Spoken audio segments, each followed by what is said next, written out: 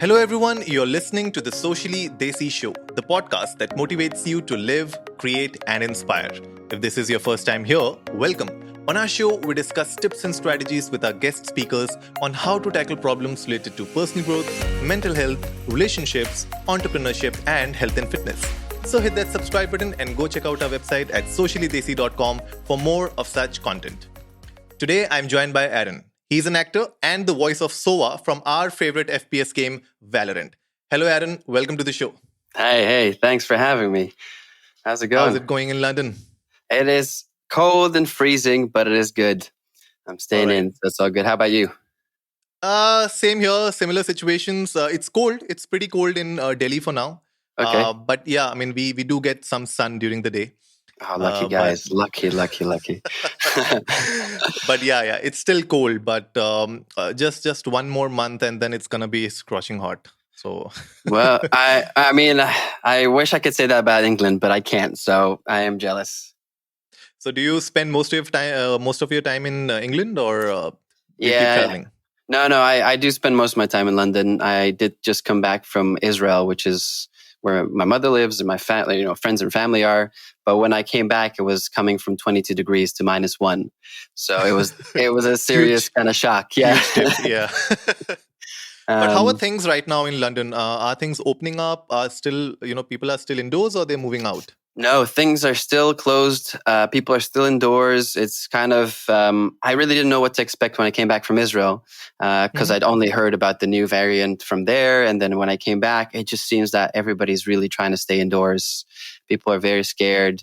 Not very scared, but they're just like very very cautious about where to go, what to do. So, over the weekends, you will still see people in the parks. But other than that, it's not like people are going... There's nothing to buy. All the stores are closed. The restaurants are closed. It's all indoors. Is it the same over in India? Things have opened up in India.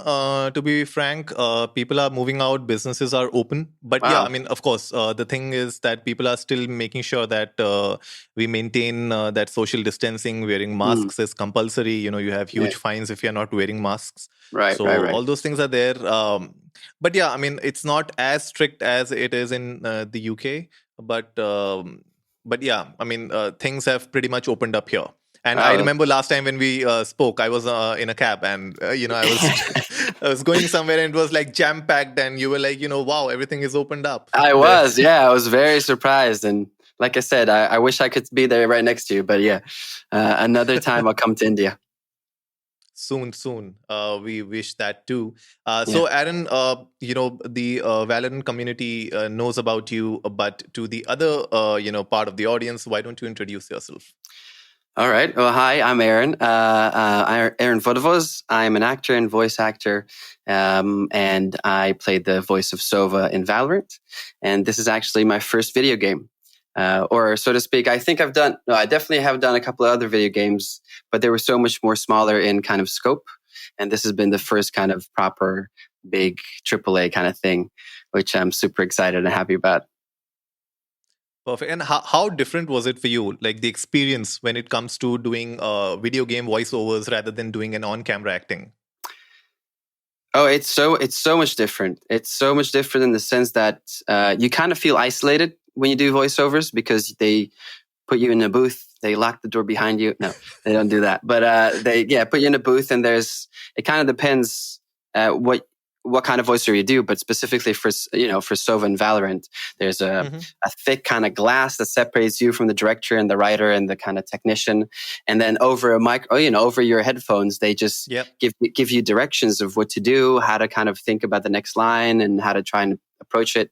And obviously, when you're on camera, of course, there's a whole thing of there are all these people behind a camera and you're supposed to ignore that. But you also at least have somebody else to work with. It's more, before COVID times, the director would come up to you, take you to the side or talk to you a bit more private. And it was a lot more in person, which I think is one of the biggest differences. And aside from that, you kind of have to, for voiceover, you have to really have it all in your mind. You have to really imagine everything in your mind's eye, as opposed to, again, if you're face to face, unless you're doing like blue screen or green screen stuff. If you're doing a scene with another partner or, with other people around, you have that to work off. Yeah. Whereas with voiceover, maybe sometimes David, the director, would send me say some lines in my headphones, and I have to react after that, and then say the next line, so to speak. And like you said, some things are very impromptu. So do you do this on a regular basis? Like, for example, we keep hearing new lines of Sova in the game, right? Mm. So like with every new patch, or maybe with a new episode that launches a new act, we get to hear new voice lines from Sova. So is it on a regular basis that you do, or you just went once and you did everything? No, so the first time after the audition, and all that, we went into the studio for about 4 hours, and then I think we did another 4 hours. We recorded all the initial lines they had, all the basic kind of story they had in mind, and everything. And then I think a couple of months later, after launch, maybe 2 months after launch, they came back to us and said, we want to do the next episode or something like that. Can we get Aaron back in the booth? And then I came back for another 2-3 hours. And so far, it seems like as time goes on, as they write their new episodes and new kind of like chapters, that's how the new lines are going to go in. They had no idea how they want to develop it from the beginning. So that's kind of how they're doing it. Wow. And interesting. Yeah, I love it. It's always great to go back into the booth with them, because they're just great. They're really fun to work with. Yeah, I was just saying that kind of the fact that they don't have the text or the lines prepared, or all the lines prepared for all the episodes they have in mind. So they continue writing as it continues. And so they're probably going to, they called me again after 2 months after launch. And I think they might do that again the next time they have something in mind for, Sova to come in and kick some ass. But that's kind of how so far things have been done. Yeah. And I'm guessing they're also slowly going to bring new characters in and new agents, which, I mean, the new one looks pretty badass. Yoru was his name? Yeah, Yoru has been released recently. Oh. Yeah. So it's exciting to see what they got coming. Yeah, we are excited too. I mean, we can't wait for new characters to be unveiled, every 2 months, and see, what we have in store for them as well. And so, Aaron, what we did was, for our episode today, we got in touch with one of our Valorant professional player in India, and we introduced, we wanted him to come on the episode, have a chit chat with you, because his main in Valorant is actually Sova. So we wanted him to be on board on the episode. So has nothing to do with Sova. This guy is a professional at anything but Sova. No. Trust me. Sova has 100% pick rate in the professional circuit. So I mean, that's one player that nobody wants to miss out on. So that's. So let me quickly introduce you to Right to Ace. He's a professional Valorant player from India. He's an ex CSGO player. His name is Tejas. Hi Tejas, welcome to the show. Yo guys, what's up? What's up? Yeah. All good, Tejas. Thank you for being on the show today. So Tejas, quickly, why don't you talk a bit about yourself to our audience? Yeah, so I'm a professional gamer. I've been playing Counter-Strike past 10 to 15 years and past 7 years as professionally. But last year, 2020, I lost my motivation playing Counter-Strike. And suddenly I had a chance to experience the Valorant beta version. And I was like, just like I wanted something fresh in my life. And I think that was the game. And I'm loving it. Like I'm enjoying it a lot. Like I'm so much motivated to play the game and represent my country internationally and win some tournaments. Yeah. Sounds great. And Tejas, you play Sova, right? So we have Sova for you on the show. Yes. So any questions that you have for Sova? I actually, rather than me, today on Instagram, I asked a couple of I made a story regarding I'm having a podcast/interview with Aaron and you. And if you guys have some questions for Aaron, you can just DM me. And I have screenshotted some of the good questions which I want to ask him. But Perfect. Yeah, sounds we great. can go on with that. Yeah, the stage is yours. Okay, hold on. So the most common question was like, how did you end up with Riot, Valorant, and Sova? Like the main basic question which everyone was asking me. So I think that's the first question. Okay, you mean how did I get to do the part? You mean? Yes, the part for Sova. Well, so the whole process was basically that they invited me over to do an audition into the production that does the recordings for Riot Games, and they had me basically there for about 2 hours with sample lines where they had me just with David, the director, and the technician and the writer again, and they just had me go through the lines while the director was kind of directing me if there was something that didn't fit him or more fit him, or we played around with some kind of emotion more than another one. And that went on for 2 hours where he just put me through my paces, and I was sweating by the end of it. He really got me going into like this idea of being some kind of Russian ninja. He really kind of wanted me to kind of absorb that sense of really honest and kind of emotionally connected to his other characters, and at the same time he's a hunter that nobody can mess with in any way. And he just had me going through it for 2 hours, and then I went away, and then they kind of I think at one point they said they decided not to go with me, but then they actually had me come back and do another two hours of another couple of lines because they kind of weren't sure whether I was the right voice or not. And I did those 2 hours as well. And again, it was amazing. David was great to work with, and he just had a great energy. And I just let myself go with him. And then after that one, they were like, you know what? You're the guy, which was epic. And then I came back for another 2 sessions of 4 hours or something like that. And we just recorded all the rest of the lines. And yeah, that's kind of how I got the gig, which was epic. That's good to hear. How many people did audition for the specific SOA agent? Good question. I have no idea. No idea. I know they traveled and looked all over the world for all the different characters, obviously, because you've got all these international, and nationalities. But yeah, I have no idea. I just know that it was between me and another guy, and luckily for me, I got the gig. But how many more? I have no clue. I don't really know. Because I think I even heard David talk to Carolina on their podcast, how he gets the director, he gets submissions, and he said he listens through all of them. He listens through all of them, and I can only imagine how many he had to go through to find, I guess, a top 10 or top 20 to then actually meet up with and do one by one. But how many specifically, I have no clue. Okay. Through that. Should I get one more question? Yeah, for sure. Okay, wait. I have it screenshotted. So this one is one of my close friends who has been following you on Instagram. Okay. And he told me to ask this question specifically.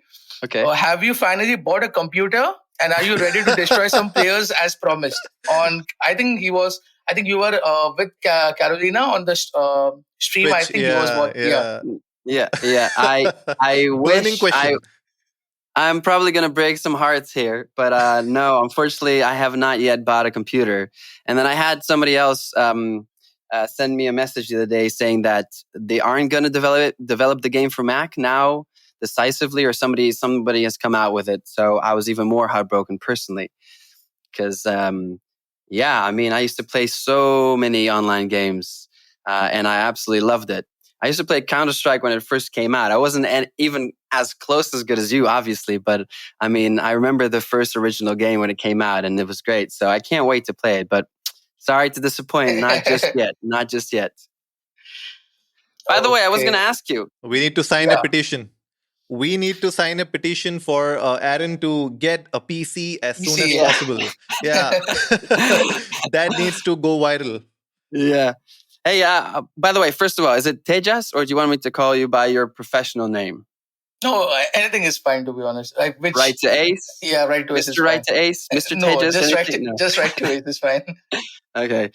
So, because when I first saw the kind of footage of the game, the first thing that came into my mind was Counter-Strike. The first thing, like how similar it looked with the map, how similar it looked with kind of all the kind of different levels you can jump on, and the kind of even the shooting.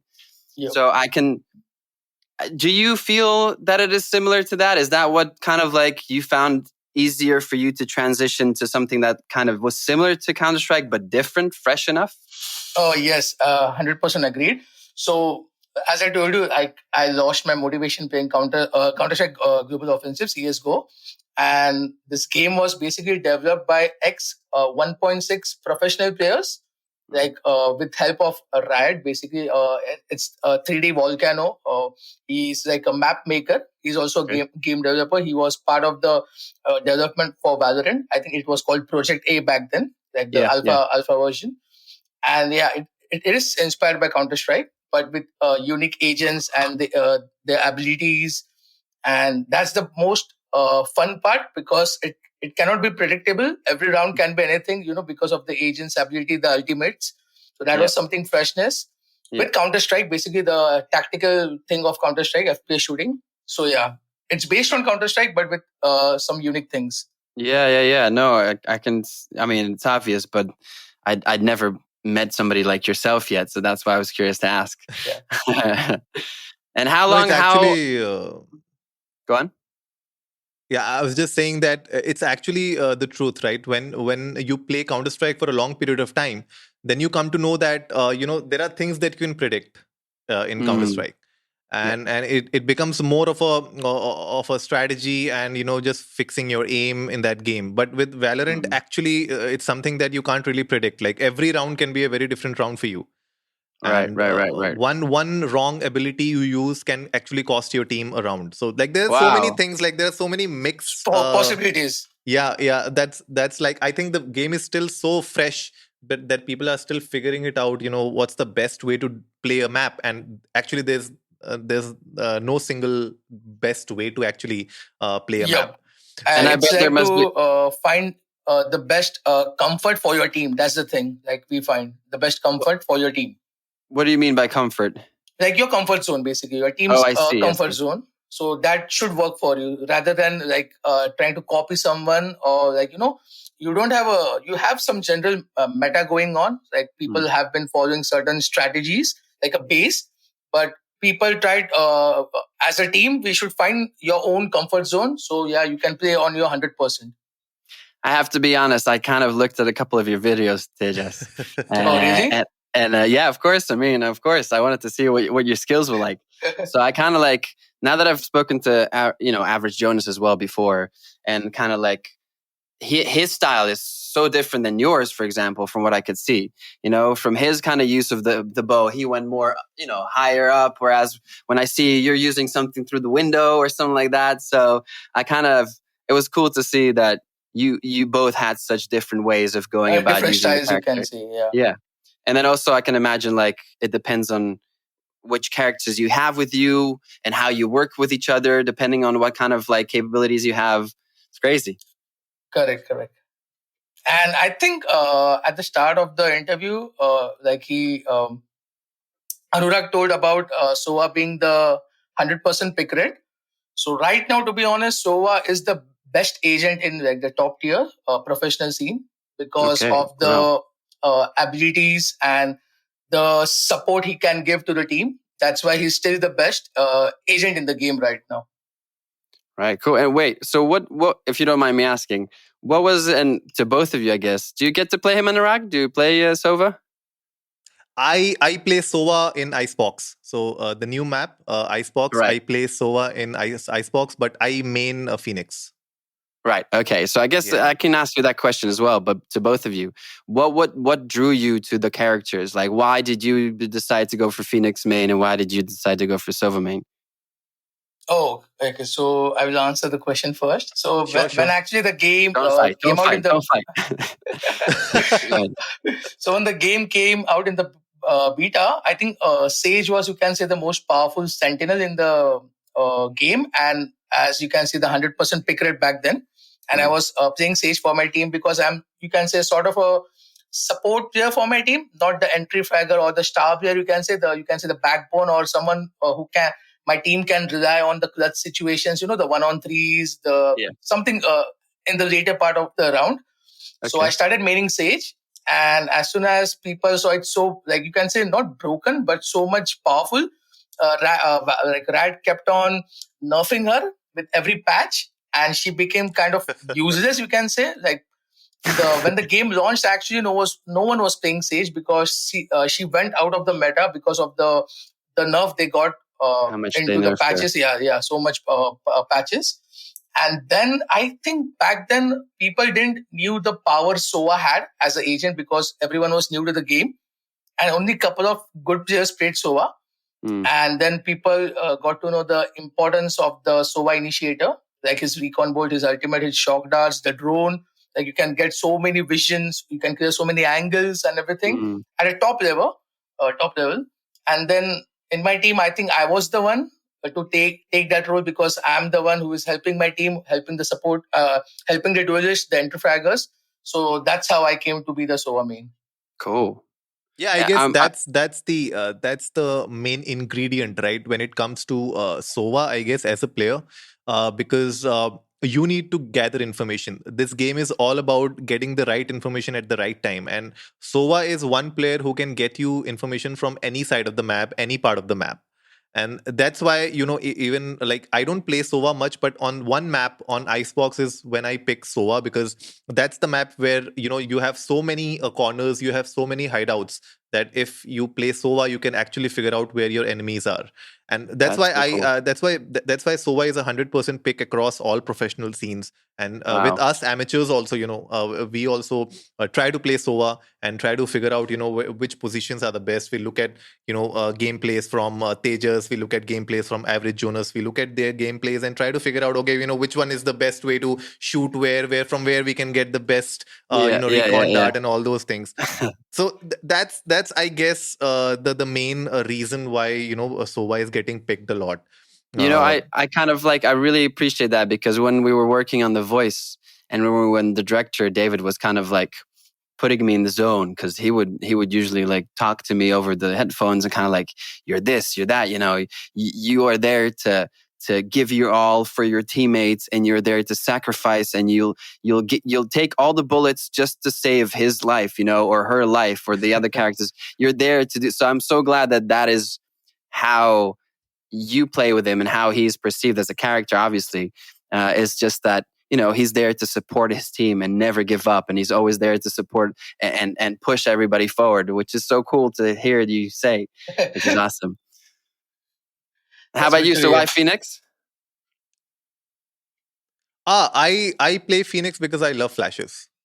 So and Wait, I'm basically the entry. I didn't hear that. So I love flashes. And when the game started, Phoenix was one of the strong players to have a very good use of flashes. He can use flashes very well, and he was an anti-fragger, and that was what I was playing for my team back then.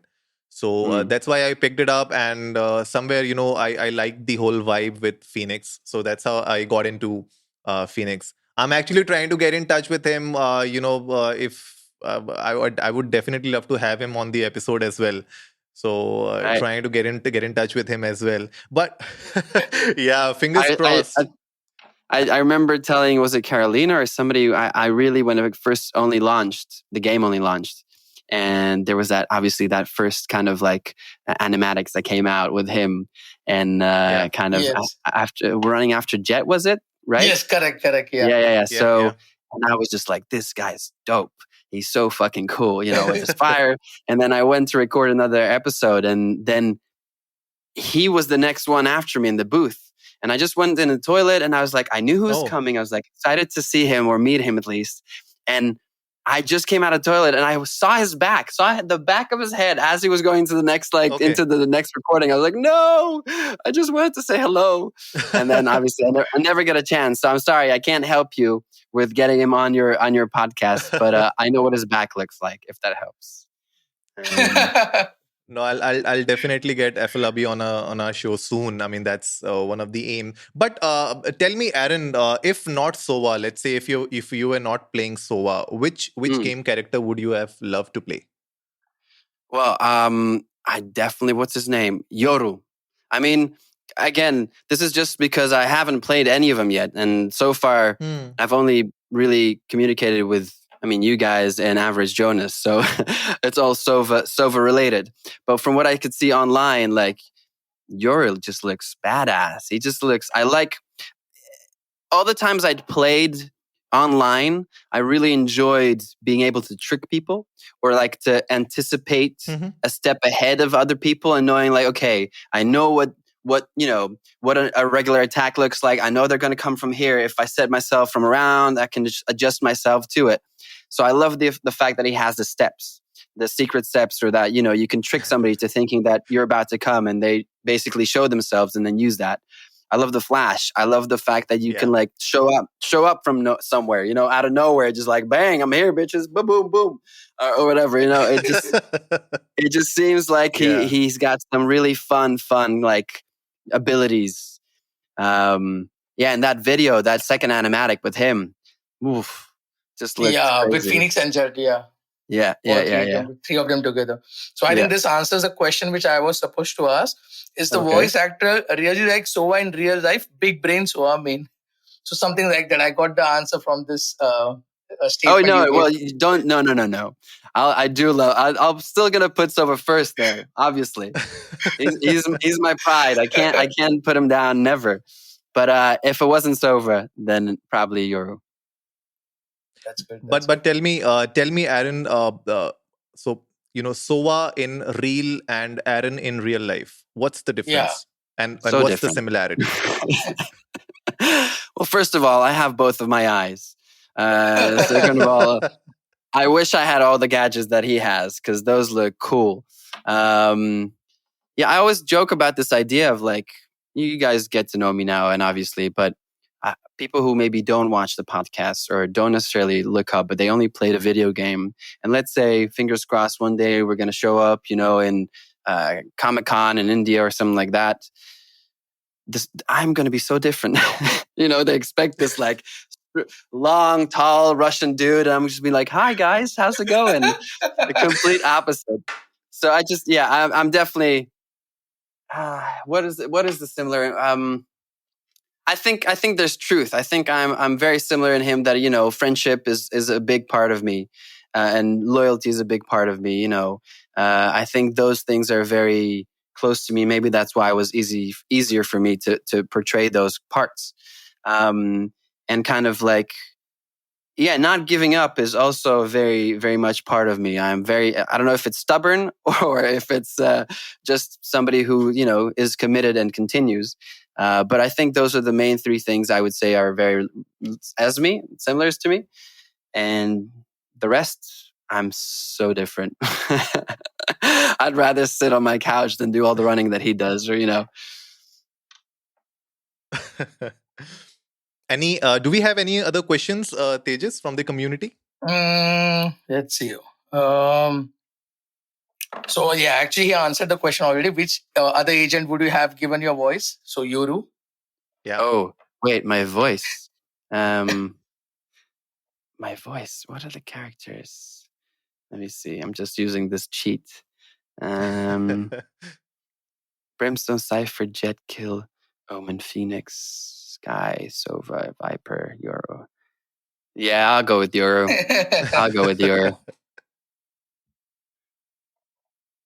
What was your favorite Sova line? I think you must have been gotten this question a lot. What do you think it is? For me, I like Shock Dart. Because the thing is, when you get a Shock Dart kill, right, it's so satisfying in the game. Because you have to do it twice, right? Because you have to get two darts over. It actually depends on the enemy's health. So if he's already lower, so you can get him in one Shock Dart. So it's basically, 80 or 90 damage. I forgot, 80 damage. So if it lands perfectly, so 80 damage. But so 2 Shock Darts for a perfect kill if it lands perfectly. But if enemy is already lower health, you can get him in one Shock Dart also. It's not like that. But when you get that Shock Dart and when the kill feed shows Shock Dart, it's like the most satisfying thing for me. Shock Dart. Yeah. So I have one surprise. Hold on. All right. Oh man, if you're gonna show me those shoes, I'm gonna cry. Not cry. I'm just gonna. Okay, you guessed it. Show me. I saw your Everyone video, listening man. I out saw you there, show it. everyone listening out there, go on our YouTube channel, check out this video. You don't want to miss this one. No, this is epic. This is so cool. Tejas, you need to explain to me how this happened. Okay, so yeah.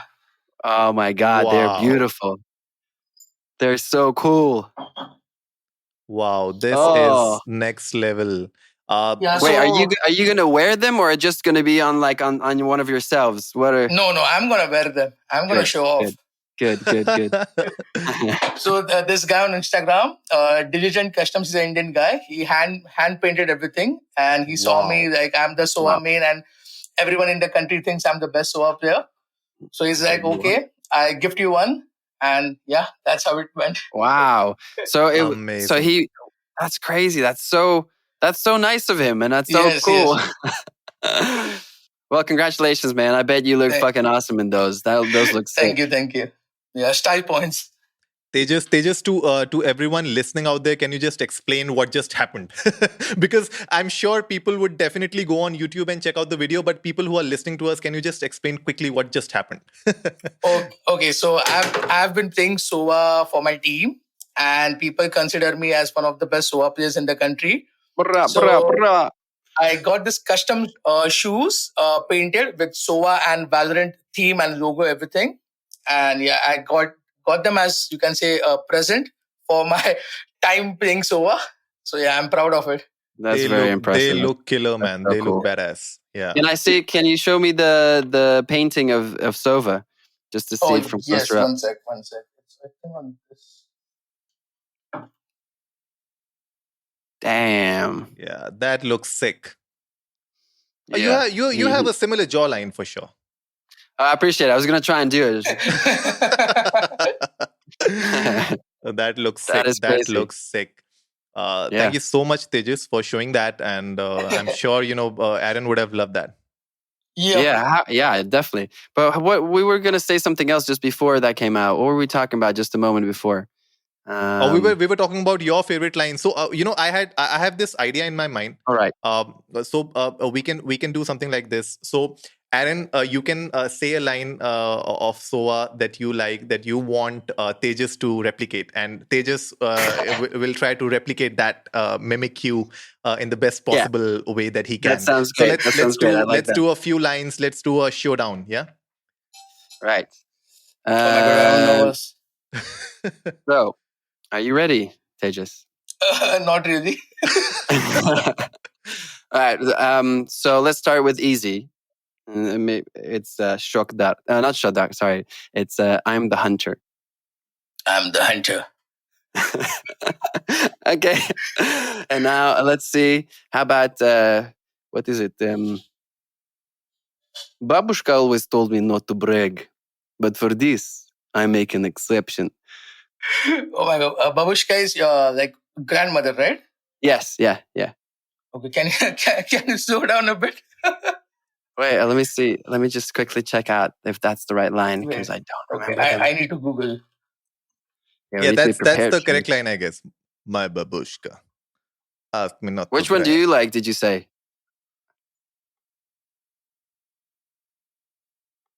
Anurag. Yeah.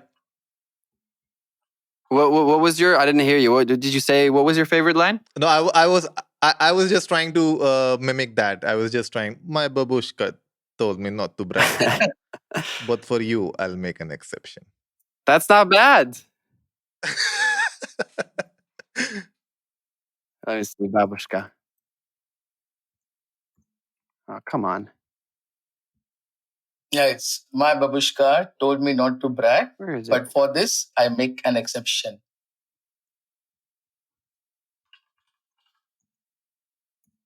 Could you find it? Find what? One sec. Tejas, could you find it? The lines? Were you looking at them? Oh, I found it on YouTube. Oh Like, man, there's my internet 5 minutes, sucks. 5 minute video. Crazy. But thank you so much, Tejas, for being on the show today. And we'll continue the episode with Aaron. For all of that, thank you so much, Tejas. Thank you for representing the Indian gaming community. Thank you for having me. Thank you, guys. Yeah, thank you. Bye, bye, guys. Good night and take care. So, guys, that was Tejas Right to Ace from Team Mahi, representing the Indian gaming community for Valorant on the episode. So, thank you again, Tejas, for being on the show today. So, getting back, Aaron, how was the whole interaction with Tejas? Yeah, it was great. It was fun. I mean, I'm really honored that there are people like Tejas out there playing this character and having so much fun and just kicking ass. I mean, I'm a big fan of this growing industry, and I'd love to see him do only better and better. Well, thank you so much for your wishes, Aaron. Of course. And so, Aaron, coming back to a very important topic, like you said, that you wish him well to do in this industry. Yeah. So, when we talk about voice acting, when we talk about acting as a viable career for any upcoming artist or any upcoming talent, right, who would like to showcase their talent and try their luck in this industry, what sort of tips do you have for the newcomers, the upcoming aspirants? So the thing is, what I found out with doing this kind of like experience with David and the rest is to really trust whoever you're working with, and trust the director you're working with, or even if it's not, because voiceover is such a big industry. It's not necessarily just video games. Voiceovers can be for your commercial, it can be for a radio thing, it can be for so many different things.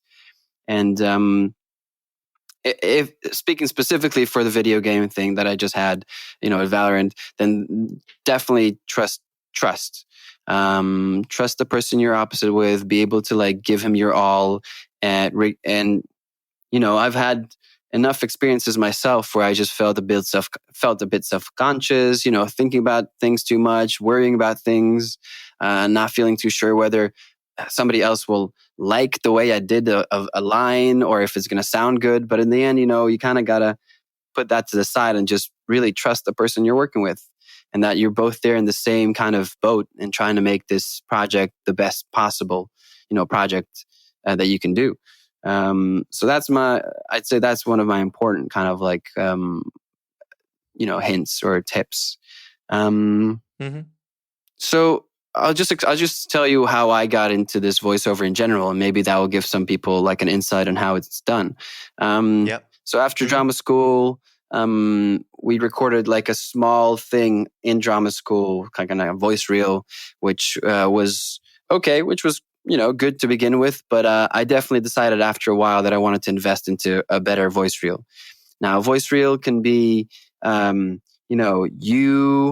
recording different commercials in your voice. It can be a commercial for a car, for a deodorant, for all those things. And then you record 5 of them. You have them as like one voice reel. And then you can have a voice reel for video games. Then you do characters for video games. So I had like a voice reel that also had characters for video games. That's the Russian accent, the Hebrew accent, the English accent, American accent. That's another voice reel. And then you can have another one for narration.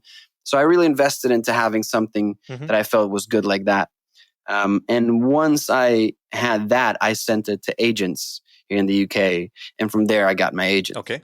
So that's kind of how I got to having an agent to represent me in voice stuff, voiceovers. And from there on in, it's kind of like the job of the voice agent to kind of send stuff your way in auditions. And if it's a video game, give you that opportunity, then, you're lucky enough that it comes your way. I think it's very different than acting, because in acting, there's a lot of proactive things. And I'm sure there are also proactive things you can do for voiceover. But I myself haven't. I've mostly sustained myself or based myself off of what my voiceover agent does. So that's kind of how I got most of my gigs and even this video game. So kind of, with that I guess it's not a tip, but for anyone wondering how they could get into this industry, it's definitely that's how it worked for me. I think reading out stuff for yourself can be very helpful.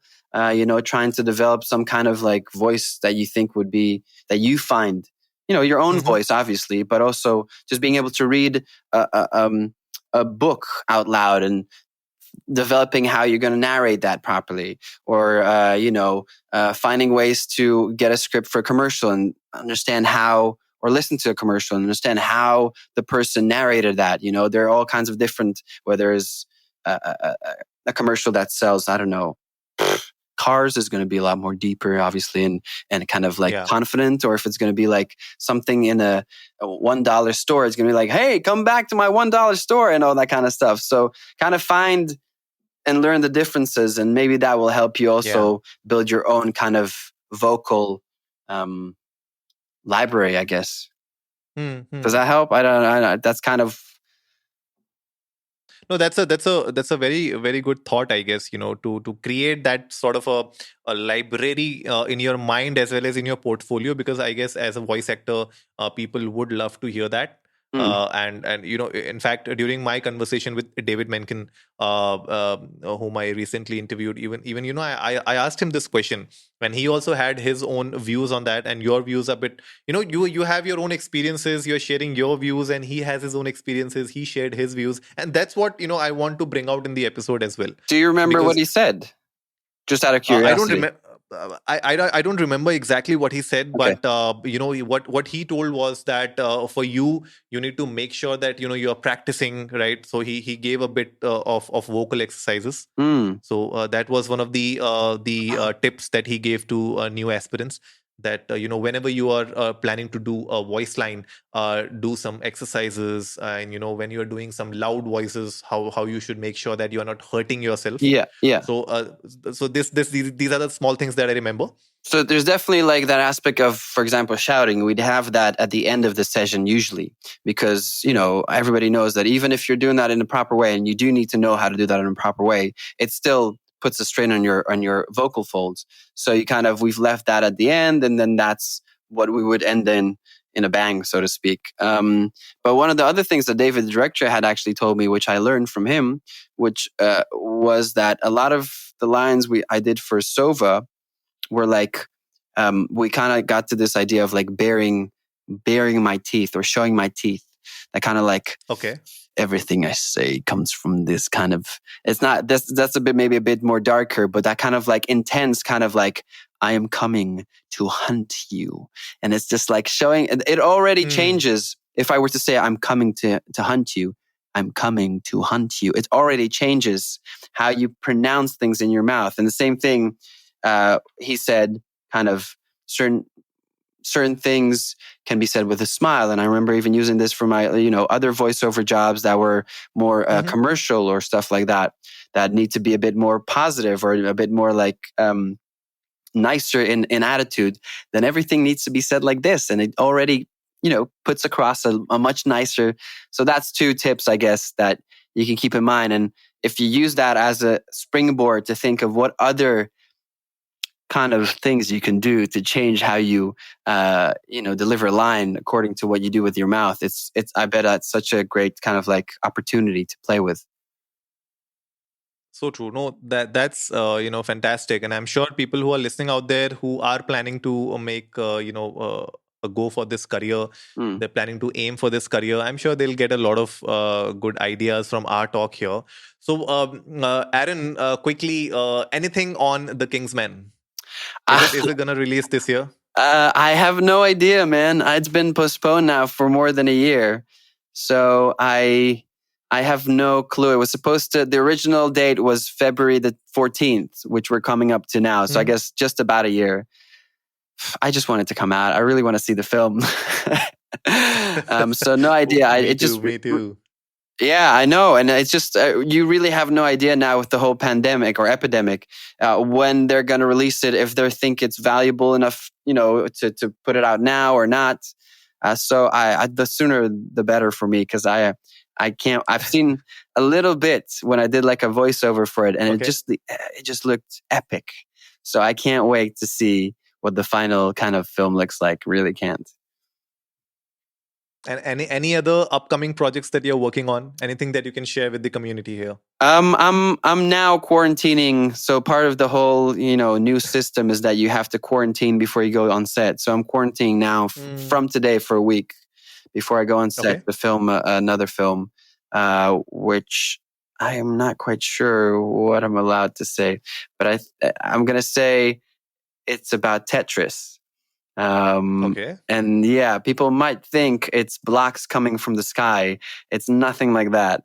It's a kind of like, it's from the same director who did Ali and Stan, if I'm not mistaken. So it's a kind of a story based on truth on how Tetris became what it became. Yeah.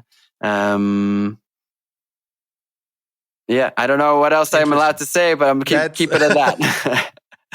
All right, so we'll maintain that air of mystery around this. But isn't that what they all do? Isn't that how they always do the things? Everybody. I don't know. It's this and that, and the rest I can tell you. So, Aaron, last question before we wrap up the episode. Sure. Coming, from the TV miniseries Moon Hill to now Kingsman, the whole journey, right, throughout these years from 2001, I guess, since 2001 till 2021. What's that one thing you would like to say to the younger Aaron back in 2001? What is that one piece of advice or anything that you would like to say to your younger self? I would say keep doing things your way. Like don't let other people's, opinions or thought affect how you approach the things. Yeah, I think that's something I've personally done to a certain degree, to the right and left. So I've had more people affect my opinion and less people affect my opinion. But I from that experience, I think, if you feel that you're on the right path and you're doing the right thing, then keep going at it. And don't let other people's opinions or thoughts or naysayers hold you back. No, thank you so much, Aaron. That's I guess, one piece of advice that everybody out there should listen to and keep that in mind, that at the end of the day, it's you who's gonna be with yourself for the rest of your life. So do something for yourself, do something on your own terms. Yeah, exactly. So, love that. Thank you so much, Aaron, for being on the Socially Desi show. Thanks for having me, man. It was like the whole episode was so full of energy, and I really loved it. I'm sure everybody listening out there watching us would have loved it as well. So it's thank my you pleasure, so man. much. Thanks for having me. It's been really fun just talking to you and obviously to the pro we had before. So that wraps it up for today, folks. If you liked the episode, give it a big thumbs up, share it with your friends, and let's go viral. Remember, our weekly podcast features episodes on personal growth, mental health, relationships, business and entrepreneurship, and health and fitness. We would love to have Aaron and Tejas back on the show again in the future to discuss more about the world of Valorant and gaming in general. A special thanks to Tejas for being on the show today, and a special thanks to Team Mahi as well. We support the Indian gaming community here at the Socially Desi Show. So, if you haven't yet done so, hit that subscribe button and go check out our website at sociallydesi.com for more of such content. And as always, before I sign off, remember, life is black and white and everything in between.